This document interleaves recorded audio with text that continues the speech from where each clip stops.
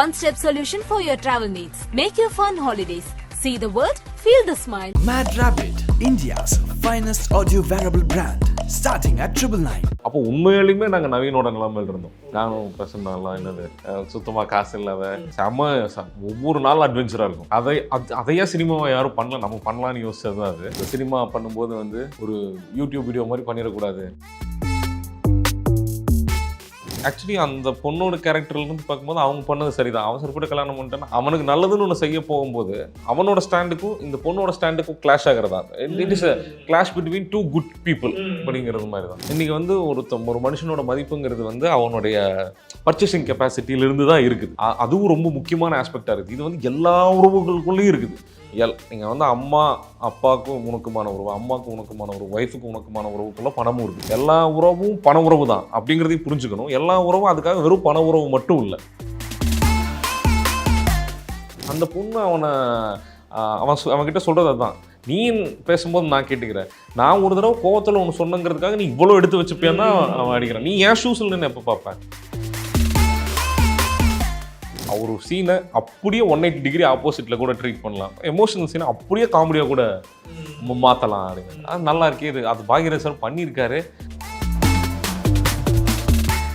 Heroine சொல்லுவாங்க, நீ எசி பொண்ணை கட்டிட்டு வந்துட்டேன்னு சொல்லி நான் எவ்வளோ என்னை டார்ச்சர் பண்ணியிருப்பீங்க. செட்டப் பண்ணி பே ஆஃப் எடுத்தது தான்.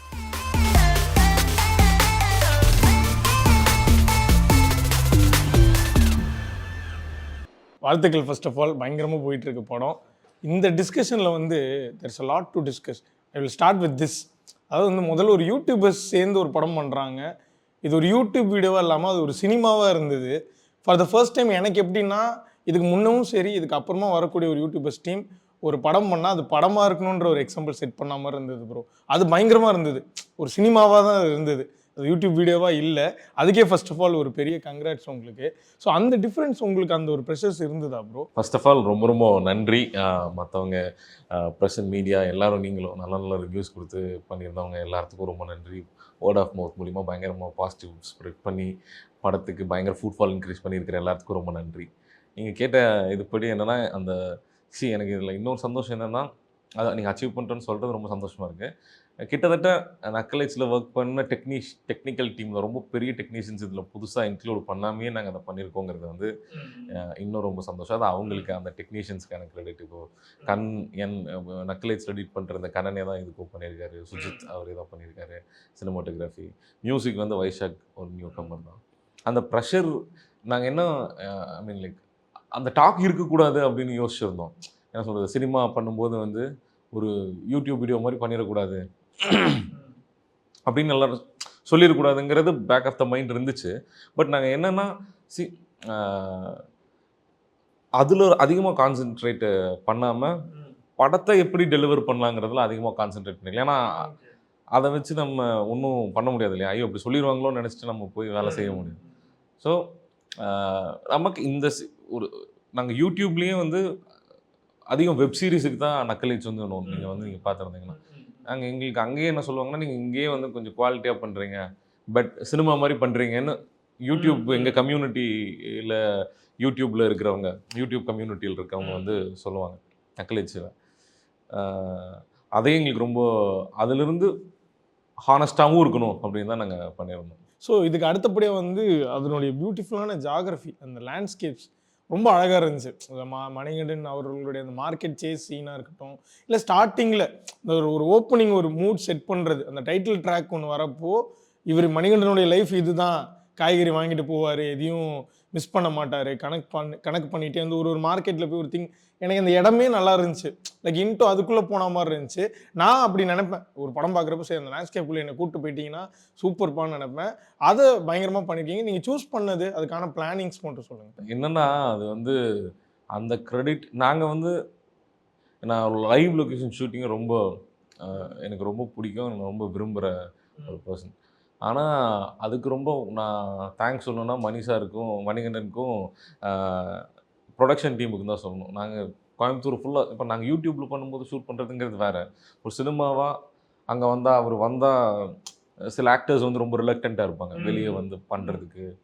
அவர் ரொம்ப ஸ்போர்ட். அவர் வந்து முதல் நாள் மட்டும்தான் நம்ம பண்ணலாமான்னு கேட்க வேண்டியதாக இருந்துச்சு. அதுக்கப்புறம் அவரே ரொம்ப ஆர்வமாக வந்து ஆரம்பிச்சிட்டார். ஐடியா இஸ் ரொம்ப சிம்பிள், நம்ம லைவ் லொக்கேஷனில் ஷூட் பண்ணுங்கிறது. பட் அதை எக்ஸிக்யூட் பண்ணுறதுக்கு ரொம்ப உதவியாக இருந்தது வந்து மணிகண்டன் சாரும், ப்ரொடக்ஷனில் அங்கே லொக்கேஷன்ஸ் பார்த்துட்டு இருந்தவங்க, எக்ஸிக்யூட்டிவ் ப்ரொடியூசர்ஸாக இருந்தவங்க, மனோண்ணா, குமாரண்ணா, அவங்க எல்லாரும் தான். Okay. So in and around Coimbatore தான். படமே கோயம்புத்தூர் தான். ஓகே. அந்த மார்க்கெட்ஸ் எல்லாமே மேபி நாங்கள் சென்னையில் ஷூட்டே பண்ணல நினைக்கிறேன். ஒரே ஒரு நாள் சின்ன பேட்ச் ஒன்று பண்ணோம். கோயம்புத்தூர் தான் எல்லாமே. மேபி ஏதாவது அந்த ஏரியாஸ் சொல்ல முடியுமா? மேபி அந்த மார்க்கெட் இருக்கிற. ஆமாம், நாங்கள் வந்து உக்கடம் மார்க்கெட்டில் பண்ணியிருந்தோம். நீங்கள் அதில் நாங்கள் அதான் சொன்னோம், கோயம்புத்தூரில் இந்த படத்தை உட்காந்து பார்த்தீங்கன்னா ஒரு ஏரியாக்காரனுக்கும் ஒரு இது போயிருப்போம். ஆமாம், சிங்கானூரில் பண்ணியிருக்கிறோம், செட்டிப்பாளையத்தில் பண்ணியிருக்கிறோம், எல்லா பக்கம் பண்ணியிருக்கிறோம். நாங்கள் அந்த ஜாகிரஃபியை எஸ்டாப்ளிஷ் பண்ணுன்னே பண்ணியிருக்கோம் நாங்கள் அந்த இடத்துல. கோயம்புத்தூர்லேருந்து பார்க்குறேன், கோயம்புத்தூர் ஆடியன்ஸுக்கு மோர் அது வந்து தெரியும் அவங்களுக்கு. இங்கெல்லாம் போயிருக்கானுங்களா. அதில் இன்னொன்று பயங்கரமாக ரசிக்கும்படியாக இருந்த அந்த ஒரு ட்ராக்கு, அவர் வந்து ஒரு விஷயம் பண்ணுவாங்க, ஸ்பாய்லர் சொல்ல விரும்பல. ஸோ எல்லா இடத்துலையும் அவர் வந்து காந்தி நகர் ஆளுன்னு ரெப்ரசென்ட் பண்ணிப்பார். அஃப்கோர்ஸ் எல்லா ஊர்லேயும் ஒரு காந்தி நகர் இருக்கும். ஸோ அந்த விஷயம் கனெக்ட் பண்ணதுக்கான ரீசன் எந்த ஊர் காந்தி நகர், அந்த ஐடியா வரும்போது அப்படி கனெக்ட் பண்ணதுதான். எல்லா ஊர்லேயும் ஒரு, இப்போ நீங்கள் பேசுகிற மாதிரி நாங்கள் பேசுகிறீங்க, எல்லா ஊர்லேயும் ஒரு காந்தி நகர் இருக்குல்ல, அதே வச்சா என்னன்னு பண்ணது. எக்ஸாக்டாக நீங்கள் நான் கும்பகோணம், எங்கள் ஊரில் ஒரு காந்தி பார்க் இருக்குது, காந்தி நகர் எங்கள் ஊரில் ஒரு காந்தி நகர். காந்தி நகர் எனக்கு அதான் கனெக்ட் ஆகிடுச்சு. இதெல்லாம் கனெக்ட் பண்ணியிருக்காங்க அப்படின்ற மாதிரி இருந்துச்சு. இன்னொரு பக்கம் அஃப்கோர்ஸ் வந்து இப்போ ஒரு லவ்வர், குட் நைட், குடும்பஸ்தன், மணிகண்டனுக்கு நாங்கள் எல்லாருமே பயங்கர ஹாப்பி. நான் எங்களை ஏதோ ரெப்ரசென்ட் பண்ணுற ஒரு ஆளாக நாங்கள் ஸ்க்ரீனில் பார்க்குறோம். ஹேட்ரிக் அவருக்கு. ஸோ அஃப்கோர்ஸ் ஷானோட மியூசிக்லேயே நம்ம வந்து பார்த்துட்டோம். இதில் ஒரு டைட்டில் ட்ராக் வரப்பையும் நாங்கள் ஓகே ஷான் அப்படின்ற ஷான் மணிகண்டன் ஒரு ஃபீல் குட் மூவி அப்படின்றதுக்குள்ளே போயிட்டோம். பட் வைசாக் அங்கே ஒரு மியூசிக் டைரக்டர் ஒரு அப்லிஃப்ட் ஆகுறாரு. ரொம்ப அழகாக படம் ஸ்டார்டிங் டு எண்டு வரைக்கும் ரொம்ப சூப்பராக சமப்பா. இது வைசாக் இதுக்கு கரெக்ட் அப்படின்ற மாதிரி ஒரு மியூசிக் கொடுத்துருக்காரு. So from your point of view Vaisakh as a music director. Sean Roldan அவருக்கு ரொம்ப நன்றி. இந்த படத்தில் ஒரு பாட்டு பாடி கொடுத்துருக்காரு. எனக்கு ஷான் ரோல்டனோட மியூசிக் ரொம்ப பிடிக்கும். பட் இந்த படத்துக்கு நாங்கள் என்ன நினச்சோன்னா, அவர் ஆல்ரெடி 2 படம் ஒர்க் பண்ணிட்டு இருந்தால சார் கூடயே, இதில் ஒரு சவுண்டிங்கில் கொஞ்சம் டிஃப்ரெண்ட்டாக இருக்கலாம் அப்படிங்கிறது தான் ஐடியாவாக இருந்துச்சு. ஒரு இண்டிபெண்ட், எனக்கு வைசாக்கோட மியூசிக் ரொம்ப பிடிக்கும். காக்கா கதை ஆல்ரெடி பெரிய ஹிட் இல்லையா. நாங்கள் படமே வந்து நீங்கள் பார்த்துருந்தீங்கன்னா வந்து ஒரு தான் பிச்சாகவே வச்சுருந்தேன். ஒரு விசேகர் சார் படத்தை ஒரு எட்கர் ரைட் எடுத்தால் எப்படி இருக்குன்னா, இப்போ எட்கர் ரைட்டுக்கு மியூசிக் போடுற மாதிரி ஒருத்தன் இருக்கணும்ல. ரொம்ப அந்த ஒரு கிரேசினஸ் தேவைப்பட்டுச்சு. அது வந்து வைசாக் ரொம்ப நல்லா டெலிவர் பண்ணி கொடுத்துருக்காருன்னு நினைக்கிறேன். சூப்பர். ஸோ இன்னொரு பக்கம் இப்போ ஒரு 1.5 நாளாக வைரலாக போயிட்டு இருக்கிற வீடியோ, ஃபேன் ஒருத்தர் வந்து ஒரு வயசான தாத்தா, அவர் வந்து டக்குன்னு மணிகண்டன் அவர்களை பிடிச்சி மீடியாவுக்கு ப்ரெஸ்ஸில் வந்து அவருடைய ஒரு ஃபேன் பாய் மூமெண்ட்டை சொல்லிட்டாரு. இனிமேல் எல்லாரும் வந்து மிடில் கிளாஸ் மணிகண்டன் அப்படின்ற ஒரு பட்டத்தோடய கூப்பிடுங்க அப்படின்ற ஒரு விஷயம் கொடுத்துருக்காரு. கண்டிப்பாக உங்களுடைய ஃபிலிமும் அதை அச்சீவ் பண்ண ஒரு விஷயம் தான். ஏன்னா எங்களையும் ரெப்ரசென்ட் பண்ணுறாரு அவர். ஸோ அது எப்படி இருந்தது? நீங்கள் இருந்தீங்களா ஸ்பாட்டில்? நாங்கள் பக்கத்தில் தான் இருந்தோம். நாங்கள் அந்த சரௌண்டிங்கில் தான் இருந்தேன்.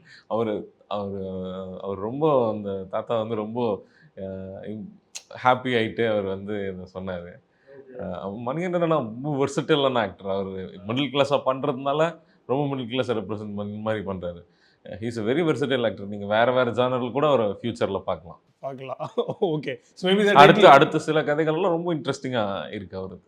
எனக்கு தெரியும். மேபி இதுக்கப்புறம் இந்த டைட்டில் கார்டில் மாற்றுவீங்களா? அதாவது குடும்பம் நான் அவர்கிட்ட கேட்கணும் நீங்கள். ஓகே. ஸோ இன்னும் பக்கம் வந்து நான் ஒரு பேசிக்கான ஒரு கேடிவி ஆடியன்ஸ்ங்க. அதில் வந்து இந்த பட்ஜெட் பத்மநாபன்லாம் பார்த்து வளர்ந்த ஒரு ஆள் தான்.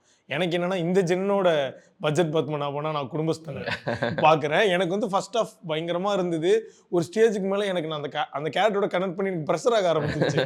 ஐயோ தன் குடும்பத்தை எப்படி காப்பாற்றுறான், கமிட்மெண்ட்ஸு, காசு இல்லை அப்படின்றப்போ எனக்கு ப்ரெஷர் ஆகிடுச்சு. டே அவனுக்கு ஏதாவது ஒரு ஹோப் கொடுங்கடா அப்படின்ற ஒரு ஜோனில் தான் நான் இருந்தேன்.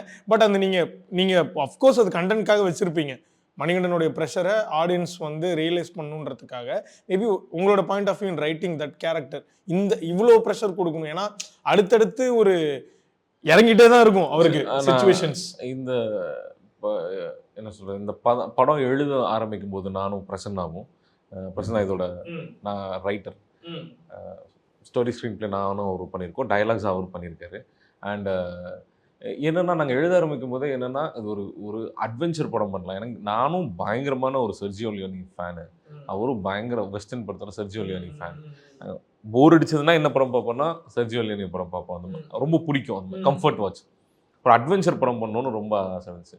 உண்மையிலுமே இப்போ யோசிச்சது என்னென்னா, ஒரு ஃபேமிலி மேனோட லைஃப்பில் இருக்கிற ப்ரெஷர் அட்வென்ச்சர் அளவுக்கு வேறு எதில் இருக்கு? நீ தங்க போய் தேட போகிறான், ஒரு கவுபாய் ஒரு ஊருக்குள்ளே வர்றாங்கிற அளவுக்கு ஈக்குவலான அட்வென்ச்சர் இருக்கிற இடம். அப்போ உண்மையிலுமே நாங்கள் நவீனோட நிலைமையில் இருந்தோம். நானும் பிரசன்னாலாம் என்னது சுத்தமாக காசு இல்லாத நக்லீஸ்லாம் ஆரம்பிக்கிறதுக்கு முன்னாடி சமயத்தில். ஸோ ஒவ்வொரு நாளும் அட்வென்ச்சராக இருக்கும்.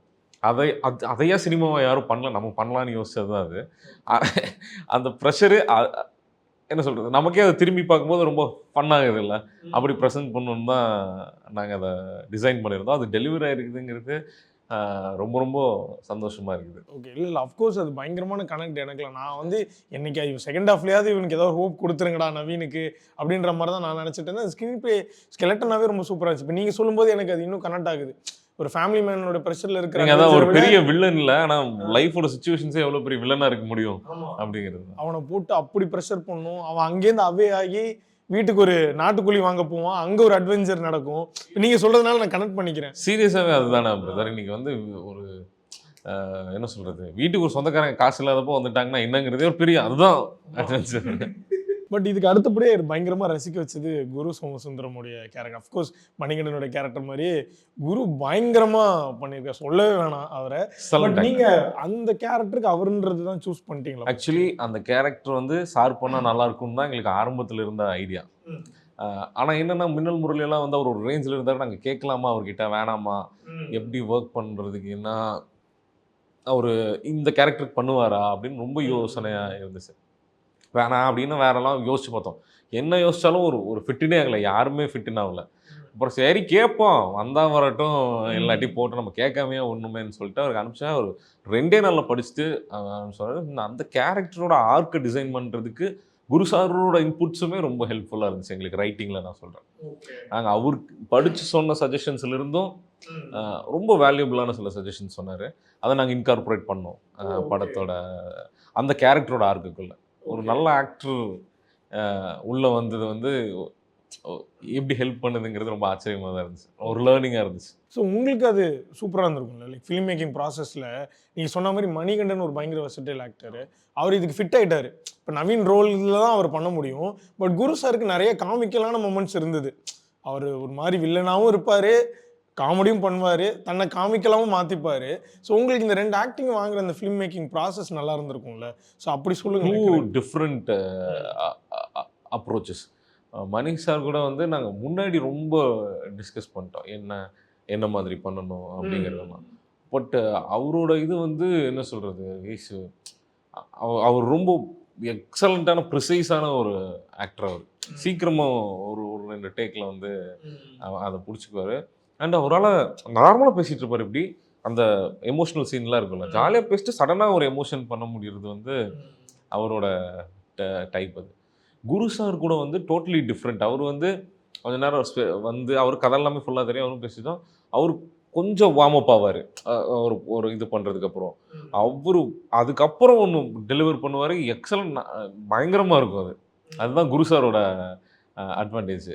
அது 2 டிஃப்ரெண்ட் கைண்ட் ஆஃப் ஆக்டர்ஸ் அப்படிங்கிறது தான் சொல்லணும். ஆனால் 2 பேருமே என்னென்னா, நம்ம எவ்வளோ குரு சார் கிட்டலாம் நீங்கள் வந்து ஒன் மோர் எவ்வளோ வேணால் போகலாம், அவரே கேட்பார், ராஜேஷ் இன்னும், ஏன்னா அவருக்கே இல்லை, அவர் கன்விக்ஷன் இருக்கிற வரைக்கும். சில சமயம் நான் கூட சரி ஓகே போயிடலாமா கன்விக்ஷன்னா, இல்லை இன்னொரு டேக் போகலாங்கிறது வரைக்கும் அவர் இருப்பார். இவரும் அப்படி தான், ரொம்ப கன்வீனியன்ட் மணி சார். ஏன்னா லைக் நாங்கள் வந்து ஆரம்பிக்கும் போது ரொம்ப ஒரு ப்ரொஃபஷனலாக இருந்த ரிலேஷன்ஷிப் ரொம்ப ஃப்ரெண்ட்லி ஆகிடுச்சு. அதனால நம்ம வந்து தலைவா இன்னொரு டேக் வாங்க போடலாம்னா ரொம்ப ஈஸி அந்த மாதிரி. ஓகே. ஸோ அந்த மாதிரி. ஸோ இன்னொரு பக்கம் வந்து இவங்களாம் ஸ்கோர் பண்ணுற மாதிரி சௌந்தரராஜன் சாரும் அவங்களுக்கு பேராக வந்தவங்களும் வந்து பயங்கரமான ஸ்கோர். ஸ்டார்டிங்லேருந்து சொல்லப்போனால் அவங்களுக்கும் நிறையா டிஃப்ரெண்ட் ஒரு வேற செட் ஆஃப் எமோஷன்ஸ் இருந்தது. ஸோ அவங்களுடைய பெர்ஃபார்மன்ஸ்லாம் சொல்லுங்கள். ஆமாம், என்னென்னா சுந்தரராஜன் சாரும் இதுக்கு வந்து இந்த கதை எழுதும்போது பழனிசாமின்னு ஒரு கேரக்டர் வரும்போதே ஒரு மில்லு வேலை பார்த்து இப்போ வீட்டில் இருக்கிறவங்க போதே சுந்தரராஜன் சார் தான் நாங்கள் ஃபிக்ஸ் பண்ணியிருந்தோம். அவர் கிரேசியஸாக ஒத்துக்கிட்டு வந்து அவர் ஒத்துக்கும் போதே தெரியும் அந்த கேரக்டர் அது டன். அம்மா கேரக்டர் வந்து தனமம்மா பண்ண வேண்டியது. கரெக்டாக ஷூட் நாங்கள் டிஸ்கஷனில் இருக்கோம், ஷூட் இன்னும் 3-4 நாளில் தொடங்கும் போது அவங்களுக்கு வந்து கால் உடஞ்சிருச்சு, 4-5 ஃப்ராக்சர் அப்படின்ட்டாங்க. நாங்கள் என்ன பண்ணுறதுன்னு தெரில அந்த ஷெட்யூலில். அப்போ அந்த ஷெட்யூலே அம்மா இல்லாத கேரக்டர் முடிச்சுட்டு நான் வேறு யாருன்னா எனக்கு ஜெய் ஹே பார்த்துருந்தா குடசன்னாடு கனகம்மா தான் பண்ணியிருக்காங்க. அவங்கள பிடிக்கும். நான் ப்ரொடியூசர் கிட்ட அந்த சமயத்தில் கேட்டிருந்தேன். அவங்க டேட் இல்லை அந்த சமயத்தில், அந்த ஃபஸ்ட்டு ஷெட்யூல் அப்போ. அதுக்கப்புறம் அந்த ஷெட்யூல் முடிச்சுட்டு இன்னொரு பிரேக், ஒரு மாதம் பிரேக், லவர் ப்ரொமோஷன் முடிச்சுட்டு திரும்ப ஷூட் போனோம். அந்த சமயத்தில் இடையில போய் வந்து அவங்க அதுக்கப்புறம் ஃப்ரீ ஆகிட்டாங்க. பிரசன்னா நேரில் போய் அவங்கள பார்த்து ஒரு வீடியோ எடுத்துகிட்டு ஃபோன் பண்ணார். ஏங்க கிடச்சிட்டாங்க, அம்மா கிடச்சிட்டாங்க அப்படின்னு வந்து ஃபோன் பண்ணார். அப்படி தான் அவங்க வந்து ஒரு எக்ஸலண்ட்டான பர்ஃபார்மர். ஆனால் அம்மா அவங்க சின்ன 5 வயசுலேருந்து நடிக்கிற ஒரு ஆளாம். பயங்கர பார்த்துருப்பீங்க படத்தில். அவங்களுக்கு லாங்குவேஜ் வந்து தெரியாது. பட் எனக்கு லாங்குவேஜே தெரியாதுன்னா ஏன் அம்மாவை சூஸ் பண்ணேன்னா, அந்த கேரக்டர் வந்து ரொம்ப கிரேயான ஒரு கேரக்டரு. பட் எல்லாரும் அவங்கள வந்து லவ் பண்ணணும், அவங்கள வந்து ரொம்ப பிடிக்கணும். அந்த க்யூட்னஸ் அவங்க கிட்ட இருக்கணும். அது தனமம்மா கிட்ட இருக்கும். அந்த அளவுக்கான க்யூட்னஸ் இருக்கணும். அந்த அளவுக்கான அவங்க இப்படி பேசுனாங்கன்னா அப்படியே ஒரு கிரே ஷேட் வர்றதுக்கான இடமும் இருக்கணும்.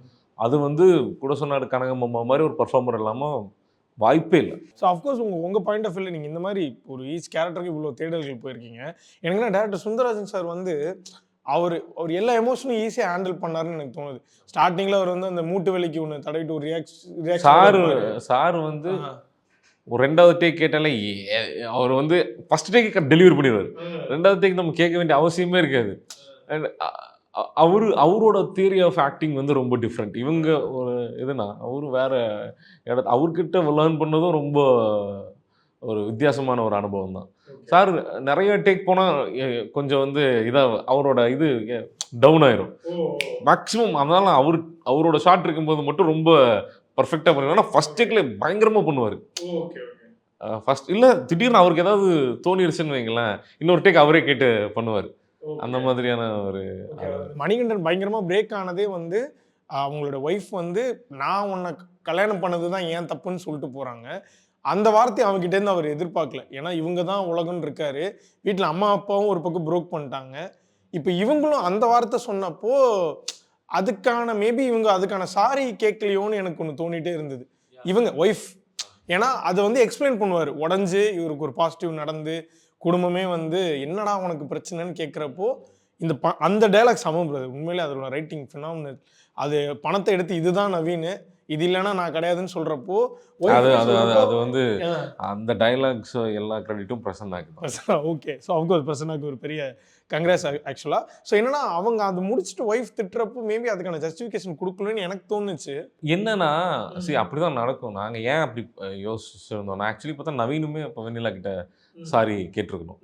ஏன்னா அவன் தப்பாக புரிஞ்சுக்கிட்டது தானே தவிர அந்த பொண்ணு கரெக்டாக ஆக்சுவலி அந்த பொண்ணோட கேரக்டர்லேருந்து பார்க்கும்போது அவங்க பண்ணது சரிதான். அவன் சரிப்பட்ட கல்யாணம் பண்ணிட்டான்னா அவன் நல்லதுன்னு அவனுக்கு நல்லதுன்னு ஒன்று செய்ய போகும்போது அவனோட ஸ்டாண்டுக்கும் இந்த பொண்ணோட ஸ்டாண்டுக்கும் கிளாஷ் ஆகிறதா. It is a clash between 2 good people அப்படிங்கிறது மாதிரி தான். அண்ட் அவன் சொல்கிற மாதிரி தான். அவன் சொல்கிறதுக்கெல்லாம் சரின்ட்டு நீ சொல்கிறதுக்கெல்லாம் சரின்ட்டு போகிறது வந்து ஒரு கரெக்டான ஒய்ஃபாக இருக்க முடியாது இல்லையா. அவன் அடிச்சது தான் சொல்கிறான். நீ வந்து நான் இந்த படத்தில் டிஸ்கஸ் பண்ணணும்னு நினச்சது இன்றைக்கி வந்து இந்த கடைசி ஒரு 30 வருஷமாக ஒரு என்ன சொல்கிறது ஆஃப்டர் நியோ லிபரலைசேஷன் ஒரு பயங்கர வந்து ஒரு நிலையற்ற தன்மை வந்து வந்திருக்குது சொசைட்டியில். அது வந்து என்ன பண்ணியிருக்குதுன்னா பயங்கரம். அது உறவுகளுக்குள்ள பணத்து மேலே இருக்கிறது ஆல்ரெடி ஒரு ஏலினேஷன் இருக்கிற ஒரு சொசைட்டியில் இது பயங்கர ஒவ்வொருத்தங்களையும் ஏலினேட் பண்ண வச்சிருக்குது. ஸோ வித்தவுட் இன்றைக்கி வந்து ஒரு மனுஷனோட மதிப்புங்கிறது வந்து அவனுடைய பர்ச்சேசிங் கெப்பாசிட்டியிலிருந்து தான் இருக்குது இல்லைங்களா. அதுவும் ரொம்ப முக்கியமான ஆஸ்பெக்டாக இருக்குது. இது வந்து எல்லா உறவுகளுக்குள்ளேயும் இருக்குது. நீங்கள் வந்து அம்மா அப்பாவுக்கும் உனக்குமான உறவு, அம்மாவுக்கும் உனக்குமான உறவு, ஒய்ஃபுக்கும் உனக்குமான உறவுக்குள்ள பணமும் இருக்குது. பணமே நீங்கள் சம்பாதிக்கவே இல்லைன்னு வைங்களேன், ஊதாரியாக சுற்றிட்டு இருக்கீங்க, இல்லை பொறுப்பு வேறு ஏதோ வேலைக்கு சுற்றிட்டு இருக்கீங்க, சம்பாதிக்கவே இல்லைன்னா உங்கள் வீட்டில் உங்களோட தன்மை மாறும் இல்லையா. ஆனால் அப்படி மாறுறதுக்கான சூழல் வந்து இந்த காலம்தான் அப்படி உருவாக்கி வச்சிருக்குது. அதனால் அவங்களுக்கு பாசமே இல்லையா உங்களுக்கு அப்படின்னு கேட்டால் அதுவும் இல்லை. இதுக்குள்ளே இருக்கிற நெகோசியேஷன் தான் லைஃப் அப்படிங்கிறத நாங்கள் படத்துலையும் சொல்ல வந்திருக்கோம். எல்லா உறவும் பண உறவு தான் அப்படிங்கிறதையும் புரிஞ்சுக்கணும். எல்லா உறவும் அதுக்காக வெறும் பண உறவு மட்டும் இல்லை. இந்த ரெண்டுக்குள்ளேயும் நெகோசியேட் பண்ணி போய்க்கிறது தான் வந்து இன்னைக்கு நம்ம பண்ண முடியிற விஷயம் அப்படிங்கிறத நாங்கள் இது பண்ணியிருக்கோம். அண்ட் இது வந்து அந்த இந்த ஏலினேஷன் வந்து மொத்த ஃபேமிலிஸ்குள்ளே என்னவாக இருக்குது, ஒரு மனிதனுக்குள்ளேயும் எப்படி அவன் வந்து தன்னை விட்டு ஏலினேட் ஆகிருக்கிறான் அப்படிங்கிறத டிஸ்கஸ் பண்ணுறது தான் இந்த படமாக இருக்குது. அப்படி பார்க்கும்போது அந்த பொண்ணு அவன்கிட்ட சொல்கிறது அதுதான், நீ பேசும்போது நான் கேட்டுக்கிறேன், நான் ஒரு தடவை கோவத்தில் ஒன்று சொன்னங்கிறதுக்காக நீ இவ்வளோ எடுத்து வச்சுப்பேன் தான் அவன் அடிக்கிறான், நீ ஏன் ஷூஸில் நின்று எப்போ பார்ப்பேன் அப்படிங்கிறது தான் அவளோட இது இருக்குது. அண்ட் ஒரு அந்த நாங்கள் ஜெஸ்டராக வச்சுக்கலான்னு தான் முடிவு பண்ணோம். கிளைமேக்ஸில் ஒரு ஜெஸ்டர் இருக்கும், ரெண்டு பேரும் சமாதானம் ஆகிறது. அந்த ஜெஸ்டர் தான் ரெண்டு பேர்த்துக்கு மேலே சாரி அப்படிங்கிறது தான், ரொம்ப வார்த்தைகளாக இருக்க வேணாம் அப்படின்னு யோசிச்சோம். ஒரு எமோஷனலாக. ஆமாம், ஜெஸ்டர் அந்த எனக்கு ஒய்ஃபுக்கு சொன்னது ஜெஸ்டரே போதும், வார்த்தைகளில் சாரியோட சில சமயம் மோர் பவர்ஃபுல்லாக இருக்கும் அப்படிங்கிறது தான். இப்படின்றப்ப மாறிடுன்ற ஒரு டைலாக் வரும். அதுக்கு அடுத்த ஷாட் வந்து ஏதோ கடையில் அவர் நிற்பார், இந்த லக்ஷ்மி பேக்கரி, அவர் யூஸ் பண்ண இந்த 3D டிசைன் இருக்கும். நான் நினச்சேன்னா எல்லா படத்துலையும் ஒருத்தவங்க வருவாங்க, காரில் நின்று பார்க்குறப்போ இந்த போர்டு சூப்பராக இருக்குது, இது பண்ணது யாருன்னு கேட்குறப்போ இவனுடைய ப்ரொபோசல் ஹிட் ஆகி மார்க்கெட்லேயே இப்படின்றப்ப மாறிடுன்ற மாதிரி நான் ஒரு கதை எழுதிட்டு இருந்தேன். செகண்ட் ஹாஃபோட ஸ்டோரி இப்படி இருக்குன்னு நினச்சிட்டு இருந்தேன். பட் நீங்கள் அதை பிரேக் பண்ணி இவங்க ஒய்ஃப் சப்போர்ட் பண்ண மாதிரி, ஏன்னா இப்போ அவங்க பண்ண அந்த ஃபோன் கால்னால தான் ஒரு லைஃபே மாறி இருக்கு. திரும்ப ஃபோன் கால் பண்ணி ஆக்சுவலி நாங்கள் பண்ணணும்னு நினச்ச படம் வந்து அந்த கடைசி 1/2 மணி நேரம் தான். அதுக்கான அலங்காரம் தான் முன்னாடி 1.5-2 மணி நேரம். அதுதான் நம்ம பேச வந்த விஷயம். அவங்க அம்மா பேசுறது, மச்சான் பேசுறது, பொண்ணு பேசிக்கிறது, அவங்களுக்குள்ள இருக்கிற டைனமிக்ஸ், அதுதான் க்ரக்ஸு. இன்னொன்று அதுதான், நீங்கள் வந்து அதுக்கான செட்டப் தான் முன்னாடி இருக்கிறது எல்லாமே. Okay, super. ஸோ எனக்கு பயங்கரமாக அஃப்கோர்ஸ் எல்லாம் ஸ்டார்ட் டு எண்டு செம்மையாக இருந்தது. இந்த கிளைமேக்ஸ் தான், கிளைமேக்ஸ் அஃப்கோர்ஸ் இந்த ப்ரீ கிளைமேக்ஸ் ஒரு காரில் போகிறது நம்ம யூஸ்வலாக பார்த்துருப்போம். ஒருத்தவங்களுக்கு ப்ரெக்னென்சி டைம் ஒன்று, ஒரு அன்எக்ஸ்பெக்டட் டைம் ஒன்று நடக்கும், டுவர்ட்ஸ் கிளைமேக்ஸோ உள்ளே வருவாங்க, ஃபேமிலியோட கான்வர்சேஷன் ஒன்று இருக்கும், அந்த சீன் தான். ஆனால் அது எங்களுக்கு வேற மாதிரி காட்டியிருக்கீங்க, புதுசாக காட்டியிருக்கீங்க. அங்கே எல்லாரும் அவங்களுடைய தப்பை கன்வெஸ் பண்ணுவாங்க, கொஞ்சம் திருந்திருப்பாங்க, அங்கே வந்து நல்லா மாறுவாங்க. ஸோ அந்த ஐடியா வந்து சூப்பராக இருந்தது. மேபி நீங்கள் அதை ரைட்டிங் ப்ராசஸாகவும் சரி, அந்த சீன் எடுத்த விதம் பற்றியும் நீங்கள் ஷேர் பண்ணிக்கலாம். ரொம்ப நன்றி. நாங்கள் என்னென்னா இந்த படம் ஃபஸ்ட்டு டிராஃப்ட், செகண்ட் டிராஃப்ட்லாம் எழுதும்போது என்னென்னா அந்த கான்வர்சேஷன்ஸ் இதுதான்னு தெரிஞ்சு, ஏன்னா அதானே பேச வந்திருக்கோம். அப்படிங்கிறபோது அந்த கான்வர்சேஷன்லாம் ஃபிக்ஸ் பண்ணிட்டோம். பட் அது வந்து ஒரு வீட்டுக்குள்ளே பேசக்கூடாது அப்படிங்கிறது வந்து ஃபஸ்ட்டு பிரச்சனையாக இருந்துச்சு. ஏன்னா அது ஃபேமிலி ட்ராமா அதுக்குள்ளே பண்ணுவாங்கங்கிறது கொஞ்சம் போரிங்கான ஸ்டேஜ். ரொம்ப எமோஷ்னலாக போகிறதா இல்லை என்ன பண்ணுறது, எமோஷ்னலாக திடீர்னு ஆடியன்ஸ் எமோஷனில் இது பண்ணி அனுப்புகிறதா அப்படிங்கிறது ரொம்ப எனக்கு ஊற்றிட்டு ஃபஸ்ட்டு எமோஷ்னலாக தான் எழுதியிருந்தோம். அதுக்கப்புறம் தான் எனக்கு என்ன நான் வந்து ஒரு பாக்யராஜ் சார் தான் ஒரு ஊரில் ஒரு ராஜகுமாரி படம் இருக்கும், படம் முடிச்சதுக்கப்புறம் ஒரு 10 நிமிஷம் ஒரு அந்த ஜானருக்கான ஒரு இது பண்ணியிருப்பார், என்ன சொல்கிறது, ஹியூமர் பண்ணியிருப்பார். நாங்கள் ஒன்று ஹியூமரை ப்ராமிஸ் பண்ணி கூட்டிகிட்டு வரோம் ஆடியன்ஸை, அவங்களுக்கு ஹியூமரில் அனுப்பணும் அப்படின்னு வந்து தோணுச்சு. அந்த சீனு வந்து ஒரு நல்ல அமல்கேஷன் தான் நான் சொல்லணும்னா, அந்த சீன் உருவான விதமே. இப்போ எனக்கு நான் என்ன சொன்னேன்னா, கரெக்டாக ஹவு டிட் லூபிச் டூ இட் அப்படின்னு, ஹவு டிட் லூபிச் டூ இட்னு ஒரு புக்கு, அவர் எனக்கு அந்த புக் படிச்சுட்டு இருந்தேன். அதில் வந்து அதை படிச்சுட்டு அப்படியே ஒரு ஊரில் ஒரு ராஜகுமாரி பார்த்தேன். அதுதான் இனிஷியேட்டிங் பாயிண்ட். ஒரு சீனை அப்படியே 180 டிகிரி ஆப்போசிட்டில் கூட ட்ரீட் பண்ணலாம், எமோஷனல் சீனை அப்படியே காமெடியாக கூட மாற்றலாம் அப்படின்னு. அது நல்லா இருக்கே, இது அது பாக்யராஜ் சார் பண்ணியிருக்காரு. அப்புறம் இந்த எமோஷனும் காமெடியும் நிறைய படங்கள்ல அது பண்ணியிருப்பாங்க. கிளைமேக்ஸ் காமெடி பண்ணியிருப்பாங்க, எமோஷனையும் காமெடியும் கலந்துட்டோன்னா பயங்கரமாக இருக்கும் அப்படின்னு வந்து பிரசன்னா கிட்ட சொல்லும்போது இது சொன்னேன், இப்படி பண்ணலாம் தலைவா அப்படின்னு. கிருஷ்ணாவும் இதோட அசோசியேட் ரைட்டர் அவனும் இருக்கான். அவன் வந்து இன்னொரு இன்ஸ்பிரேஷன்லேருந்து இந்த மூடி ஐடியா வந்து சொன்னான். அவ்வளோதான் நான் பிரசன்னா கொடுத்து ஜஸ்ட் அந்த கிளைமேக்ஸ் அது ஆல்ரெடி இருந்ததுனால அந்த மூடி ஐடியா வந்து அவன் கிருஷ்ணா வந்து டெலிவரி பண்ணி சொன்னான். ரொம்ப ரைட், இந்த டைம் ரொம்ப நாள் ஆச்சு. அதுக்கப்புறம் அவர் வந்து அந்த ஸ்ட்ரக்சர், அந்த மூடியை முழுங்கினதுக்கப்புறம் இருக்கிற இதை வந்து டிசைன் பண்ணி சொன்னார். இந்த இப்படி பண்ணிக்கலாம், இது பேரலாக போகலாங்கிறத பேசிட்டோம், அதை எழுதி கொடுத்தாரு. அதுக்கப்புறம் நாங்கள் சேஞ்சே பண்ணல, அந்த டயலாக்ஸ் அதுக்கப்புறம் அவர் எழுதுனதில் நான் சேஞ்சே பண்ணல. நானே படிக்கும்போது செத்துட்டேன் விழுந்து, சரியான ஃபன்னானது வந்து. ஏன்னா அது ரெண்டு பேரலா சமையல், ஒரு பக்கம் இங்கே ஜென்சன் ஒன்று பண்ணிருப்பாரு, இன்னொரு பக்கம் எங்களுக்கு அது ரொம்ப செம ஹையான இடமா இருந்துச்சு. ஏன்னா I was very sure of the climax ஆரம்பத்தில்.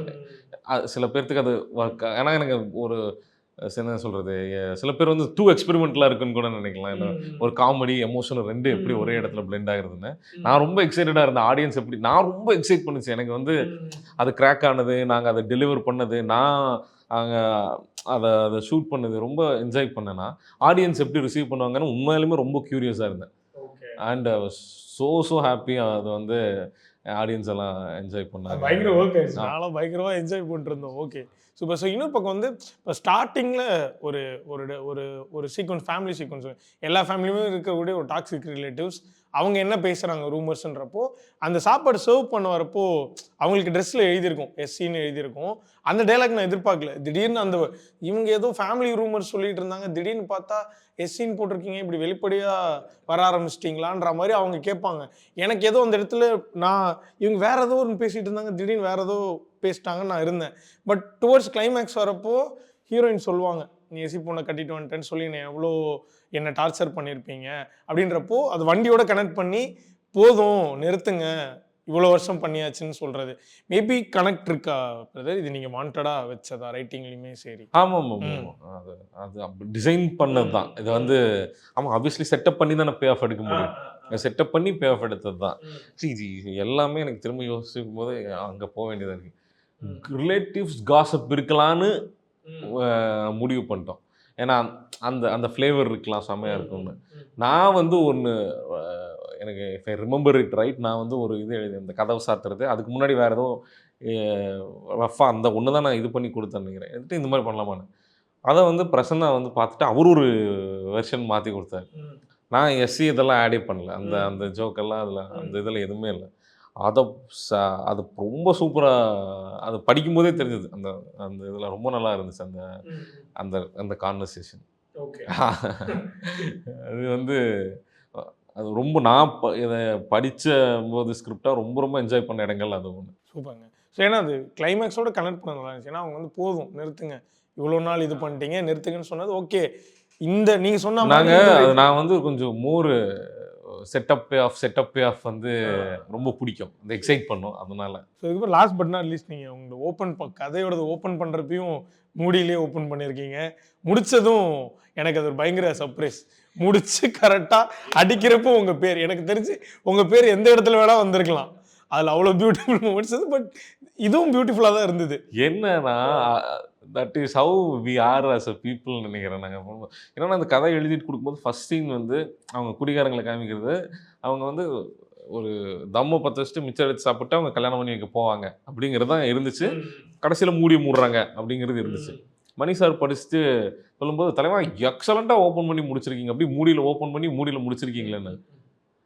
ஆமாம் பயங்கரமா மூடியில் ஓப்பன் பண்ணி முடிச்சிருக்காங்க. நல்லா இருக்கே, நல்லா தான் இருக்கு அப்படின்னு கிளம்பிட்டீங்க. எப்பவுமே ஓப்பனிங் இமேஜ் க்ளோசிங் இமேஜ் எல்லாம் சொல்லுவாங்கல்ல, ஒய் நாட் அதையே ஒரு ஃபன்னாக எடுத்து ஒரு வேலை பயங்கரமாக பிளான் பண்ணியிருக்கீங்க பிரதர். ஆக்சுவலாக நாங்களே இந்த கான்வர்சேஷன் இந்த டிஸ்கஷனில் ஒரு சில விஷயங்கள் டிஸ்கஸ் பண்ணுன்றதுக்காக ஸ்பாய்லராக சொல்லிட்டோம். ஆமாம், பார்க்காம இருந்தீங்கன்னா கண்டிப்பாக போய் பார்த்துருங்க. விரைவில் Kudumbasthan in theatre running successfully. So congratulation to you and to the whole team. ஆக்சுவலாக ஸோ போய் கன்வே பண்ணிங்க. ரொம்ப பியூட்டிஃபுல்லான ஃபிலிம். இதை தான் மிஸ் பண்ணுறோம் நாங்கள். ஏன்னா இப்போ ரீசெண்டாக மதகஜராஜா வந்து ஓரளவுக்கு பெரிய ஹிட் ஆனதுக்கும் இதான் ரீசன்னு நான் பார்க்குறேன். ஓகே, இந்த மாதிரி ஒரு காமெடியாக நம்மளை என்ஜாய் பண்ணி பார்க்க வச்ச படம். அதே குடும்பஸ்தன் இப்போ இருக்கிற ஒரு ட்ரெண்டோட கண்டென்ட்டோடு வந்தது. ஒரு நம்மளை சிரிக்க வச்சு ரசிக்க வச்சு அழ வச்சு நம்மளை யோசிக்க வச்ச ஒரு படமாக அது மாறினுச்சு. So keep making films like this. Thank you so much. Thank you so much for the love and support. One step solution for your travel needs. Make your fun holidays. See the world, feel the smile. Mad Rabbit, India's finest audio wearable brand, starting at 999.